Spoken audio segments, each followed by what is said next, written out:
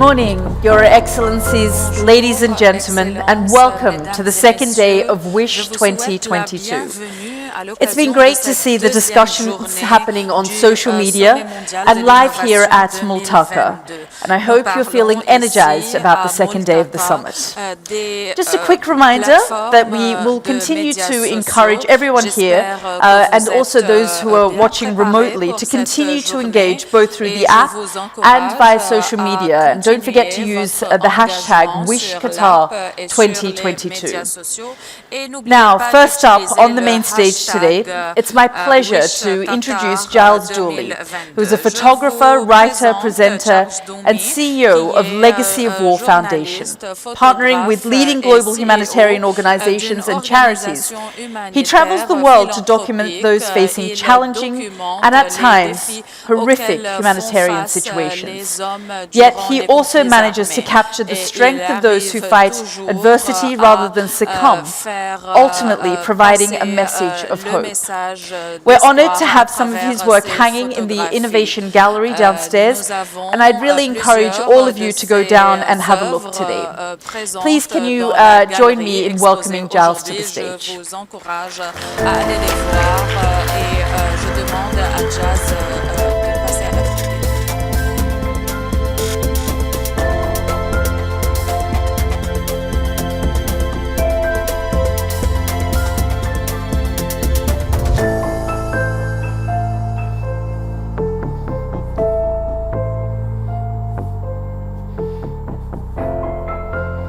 Good morning, everyone. Bonjour tout le monde. I must admit, I was in the conference yesterday, and as a humble photographer, it's somewhat intimidating knowing you're going to be speaking to some of the most brilliant minds in the world. And I must admit, at 2 o'clock this morning, I still wasn't actually completely sure what I was going to talk about. I'm a storyteller.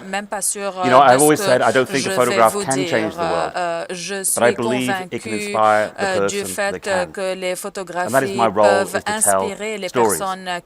As I say, I'm not a particularly smart man. I didn't study at university, but I've been very lucky in my life in that I have been given two gifts. One is all the stories of the people that I meet and the knowledge I have gained from them. And secondly is my own life experience has enabled me to see the world in a slightly different way. So today what I want to do is kind of talk about some of these stories. And really for me, it's almost like a jigsaw puzzle in life. And it's only when I put the pieces together and I step back, like I did at 2 o'clock this morning, that everything makes sense.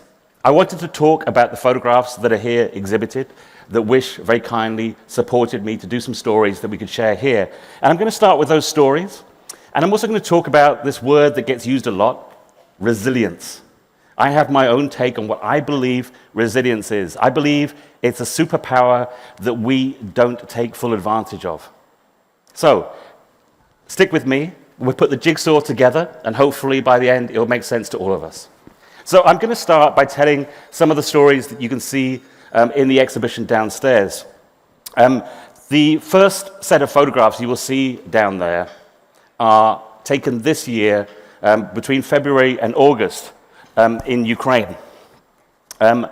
I have been visiting Ukraine for many years, documenting the wars in Donbass, and obviously in February of this year, with the Russian invasion, I returned to document the impact of the war on the civilian population there.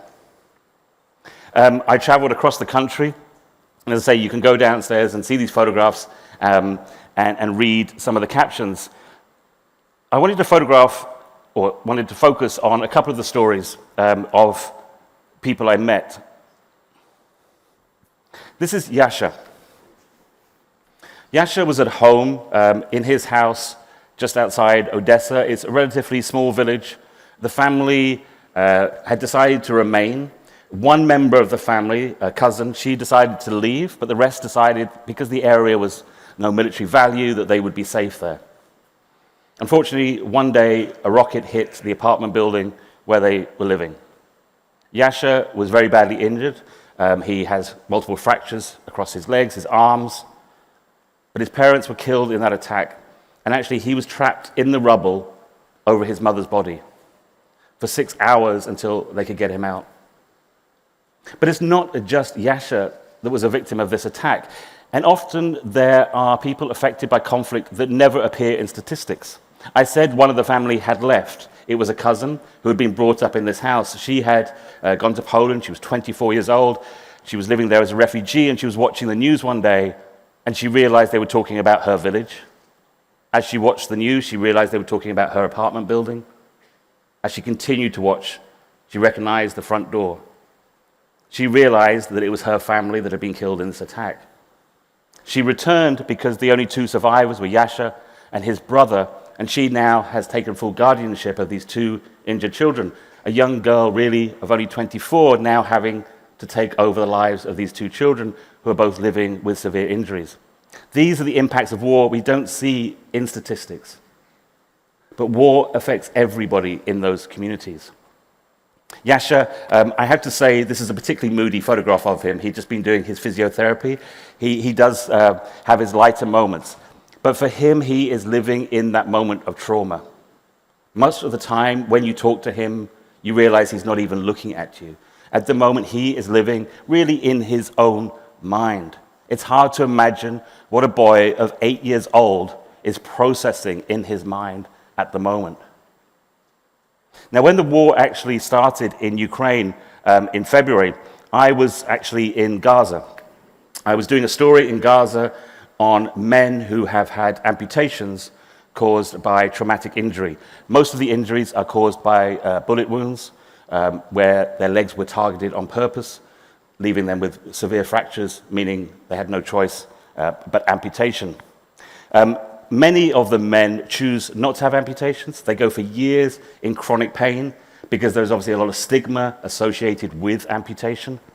So I was doing a story, and again, you can read further all these individual stories downstairs about various people that had gone through this experience. But I wanted to talk to you about my friend Amro. Amro had an injury caused by a bullet in his leg. He had gone to the Great March with a bunch of his school friends. He was 17 years old. They were taken by bus. When he arrived there, within minutes of getting off the bus, he had been shot in the leg.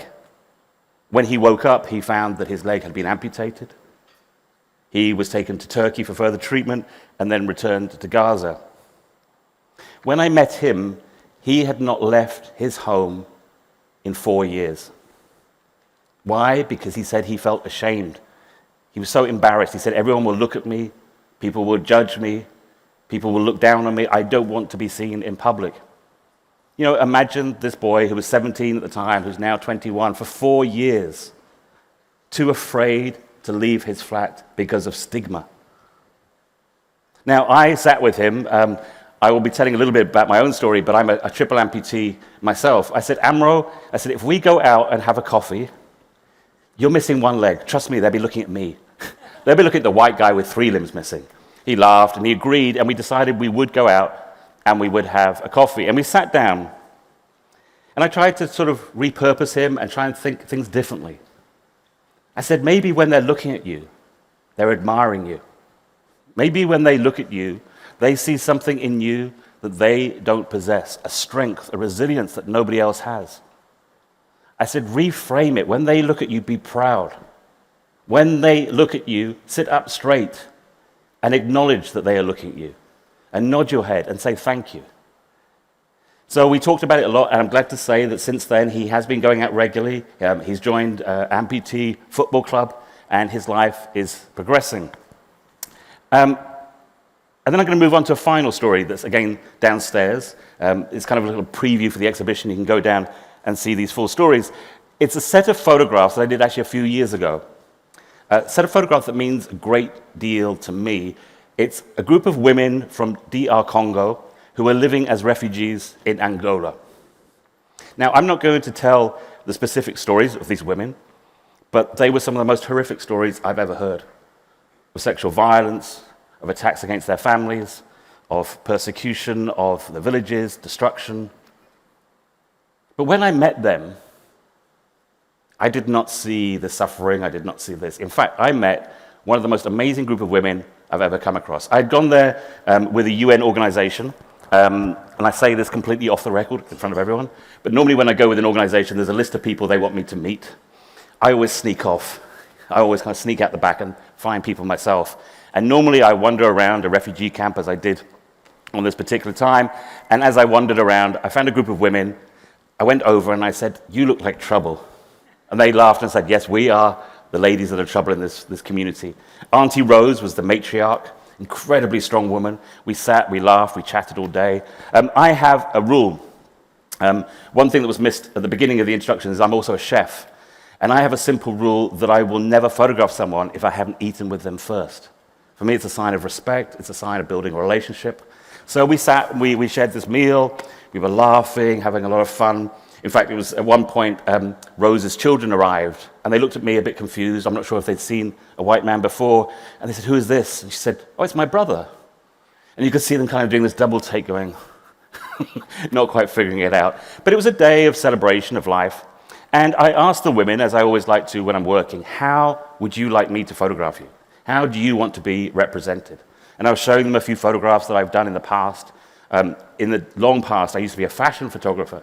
And I was showing some of them these photographs, and they said, "That's how you want to be photographed, in the same way that you photographed these people when you were working for Vogue and all these magazines." I said, "Fine." I went back the next day. We had an agreement that we were going to have a party to celebrate, to do this photo shoot. They got rid of all the men. All the men had to leave. The only thing I had to bring was some batteries for the radio, so we had music. And we had this amazing day doing these portraits. We had this white sheet that we set up, and I did these portraits. And it was a real celebration of life. And I came back, and those photographs were published on the front of a fashion magazine in Los Angeles. And we were able to send a copy of this magazine back to the women. Now, why am I particularly talking about these women? These women taught me what resilience really is. I remember sitting with them. We were celebrating life. We'd done the interviews about the stories, but we were having this day, doing the photo shoot. We were really, as I say, enjoying the day. And I remember asking them, how was it possible? How could you still celebrate life after all you've been through?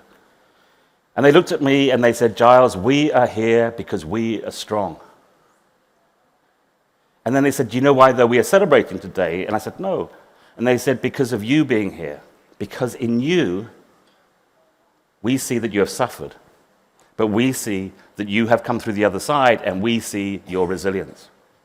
And so I decided that with these portraits, I wanted to celebrate them in a different way. So I have a friend who's an artist, and we created these pieces of work that celebrated the women beyond just the portraits, because there is something about them as if new life had come from them. So we celebrated with flowers, with a celebration of life. This is, the picture's not coming up. Getting no photographs? Oh, here we go. So here are the photographs of the women that we created, these beautiful artworks. This is Jermaine. Jermaine had one of the most incredible stories that I think I've ever heard. She had been escaping from DR Congo with her family. She has 6 children. Her oldest was only, I think, 8, 9 years old, and she had a baby. The 8, 9-year-old was carrying the baby as they were crossing a bridge. There was this huge amount of people trying to cross the bridge. There was fighting very nearby, so people were in a panic. When they got across the bridge, she was looking for all her children. She saw the 8-year-old, but the 8-year-old did not have the baby anymore in her hands. The child was crying, and she said in the push, the baby had been dropped. Now, I asked Jermaine, obviously, how did she feel about it? And she said, how could I be angry with her because she is just a child herself? But of course, for the child, for the family, this was devastating. They managed to make it to the refugee camp, but the baby had long gone. 6 months later, though, she was sat at a tent, and a friend came by saying, I just walked past the orphanage, and I saw your baby. And so they went, and they found the baby, and the baby was reunited with the family. But again, as I say, Jermaine was this incredibly strong woman, only in her mid-20s herself, full of this life. Now, as I say, we put this exhibition together with these 3 stories, and it was only last night that it all made sense to me. Often I do things through instinct and don't really think about it. I'm going to come back to it and explain it in a minute, But now I'm going to tell you a bit about my own story and how this all links together. I told you it was like a jigsaw. Trust me, the pieces will all come together at the end. Now, in 2011, I was working in Afghanistan. I was there documenting the impact of war when I stepped on an IED, an improvised explosive device. I lost both my legs and my arm. I remember waking up. I was lying on the ground. I thought these would be the last moments of my life. I was picked up by an American medevac crew and flown back to Kandahar, where they did emergency surgery, and then flown back to the UK. But actually, I don't really want to focus on that part of the story. I want to talk about what I call ultimate lockdown. Now, I want you to imagine this for a minute. When I woke 3 days after my accident, I was in an intensive care unit in the United Kingdom. A room that has no windows, where the lights are on, people rushing around, the sounds of machines. I didn't even know which country I was in. If you imagine the panic of waking up like that, I did the obvious thing you want to do. I wanted to scream. But I realized I couldn't because I had tubes in my throat, in my mouth, even cut in here. I tried to move my one remaining hand, but it was in a plaster cast because it was broken and strapped to the bed. I realized even my head was strapped. I soon realized that the only bodily function I had control over was blinking. In fact, it was 3 days before anyone even realized I'd regained my consciousness. For the next 46 days, that was the only way I could communicate with the world, was by blinking. Now, at first, I was in a panic. It was like being thrown in the freezing cold water. I couldn't think straight. I was going absolutely crazy in my mind. But I knew that if I was going to survive this, I would have to find a way to create some kind of world in my head, some kind of discipline. So I created projects. I created various exercises. I imagined past events, things I wanted to do in the future.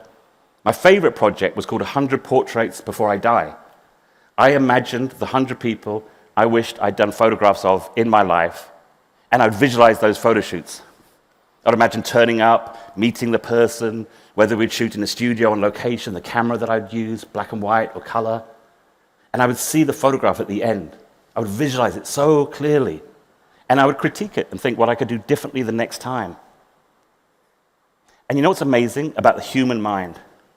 Is that if I look at how I worked as a photographer before and after, my technique and everything has completely changed. Because the human mind means even when we are so locked down that we can only communicate by blinking, we can improve ourselves as people. Now, 3 months after that injury, I was well enough to be moved into a high dependency unit. And for the first time, I was put in a wheelchair and taken to have a shower. It was the first time I saw myself in a mirror. And I was repulsed. I was disgusted. I was shocked. It was the first time I really came to terms with what had happened. My missing legs, scars across my body, my arm. It was a moment I realized what my future was. I was told I would never walk again, never live independently.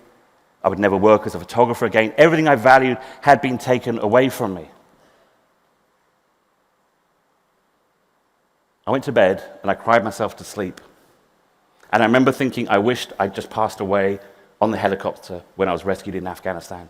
I was not brave enough to deal with this new reality.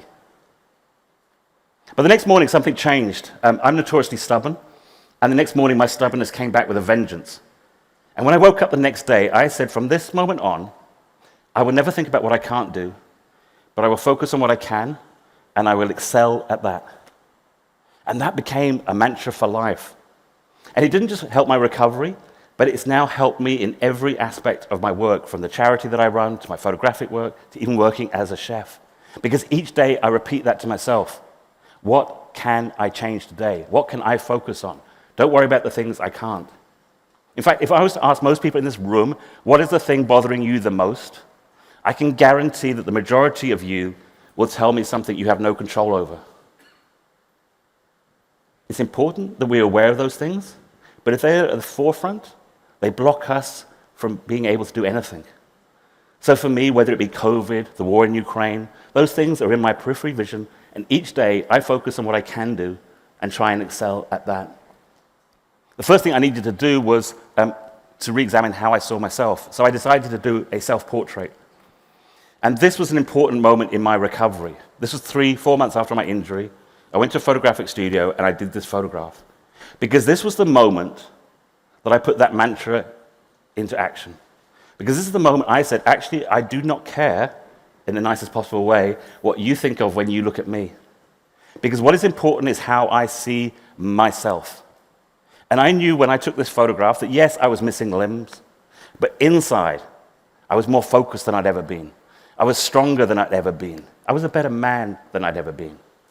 What I didn't realize is at that moment, I had discovered my resilience.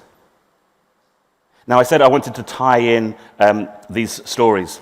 And I realized that when I was putting these photographs together for the exhibition downstairs, in many ways, what I was doing in the 3 different stories was reflecting the 3 stages of my own recovery. In the first photograph of Yasha, he is still in that moment of trauma. The moment for me where I spent 46 days locked in my own mind. The moment when you think there is no hope, there is no future. With Amro, he is going through the stage of acceptance. He is going through that process that I went through when I came to terms with what had happened. And in the picture of Jermaine, we are seeing the flower of resilience blooming. I don't believe we can make ourselves more resilient. When 2 years ago, COVID happened, people rang me up and they said, Giles, come and talk to us. We need to be more resilient, whether it be a business, an individual. And at first, people were surprised when I said, you can't make yourself more resilient. Instead, I believe resilience is life's gift. It is the gift that life gives us for those difficult times, for our suffering. Each one of us has that experience where the elasticity of our experience stretches and we become more resilient through it. Some of us have gone through very extreme moments that have given us even greater superpower of resilience. And that is what I celebrate here today and in the exhibition downstairs, is that gift of resilience. And one final thought. When I set up my own foundation, the Legacy of War Foundation, people said, why are you doing this? There's so many great NGOs, which there are. And I said, because there is one asset. There is one thing that I don't believe that NGOs are using enough of. And what is that asset? It is the resilience of the people they are working with. The people often referred to beneficiaries have this gift of resilience. And what I wanted to do was to nurture that. Because I don't believe we can empower anyone else. Often I hear NGOs saying we empower people around the world. I know when I was in hospital, nobody empowered me. But what people did is they broke down the barriers that were stopping me enabling myself. And that is what we do as an organization, is we work with people's resilience. We celebrate that resilience. We do not empower them, but we break down the barriers that stop them empowering themselves. So if I have one bit of advice to anybody working here, is look at the beneficiaries, look at your patients, look at the people you're working with, and realize they have a superpower that you don't have. And it is our job to make sure that superpower of resilience is allowed to fully flourish. Thank you.